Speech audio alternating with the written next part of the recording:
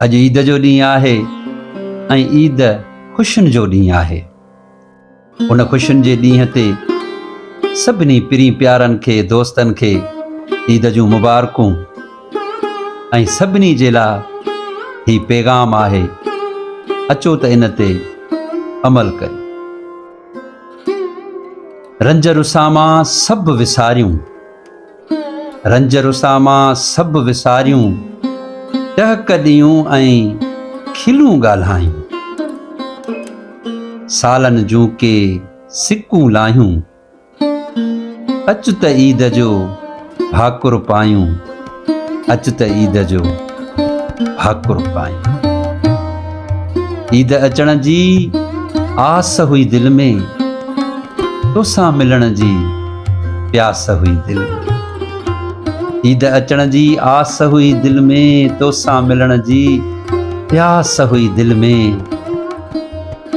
सीनो सीने साण मिलायूं, अचु त ईद जो भाकुर पायूं, अचु त ईद जो भाकुर पायूं। कोहन जो सफ़र करे आयो हां, कोहन जो सफ़र करे आयो हां, शहर बि तो लाइ छॾे आयो हां। सालनि खां पोइ मस मिलिया हूं, अचु त ईद जो भाकुर पायूं, अचु त ईद जो भाकुर पायूं।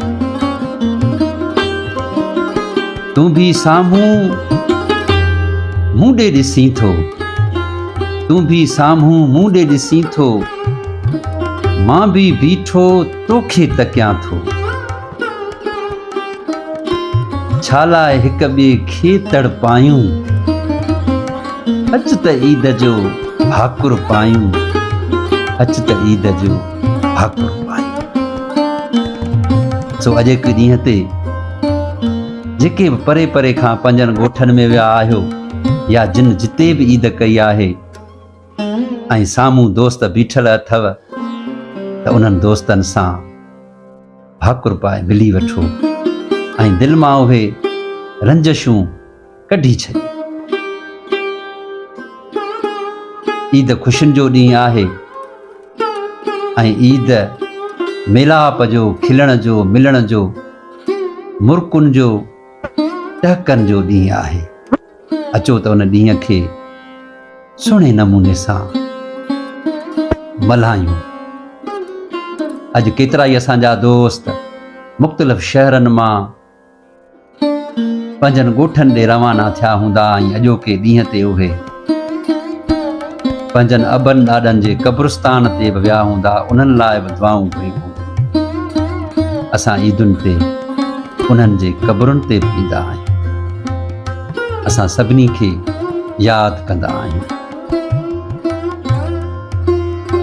अॼोके ॾींहं ते ही बि मूंखे शेर यादि अचे थो त वरी मोटी आई आहे माणियुनि जी मौसम, खिलण जी मौसम, खिलाइण जी मौसम, हथड़नि ते मेहंदी हणाइण जी मौसम, पिरी प्यार वारनि सां भाकुर पाइण जी मौसम। सो हीअ मौसम अॼु ख़ुशियुनि जी मौसम आहे ऐं सभु हिक ॿिए सां मिलो ऐं हिक ॿिए सां प्यार कयो। महिरबानी।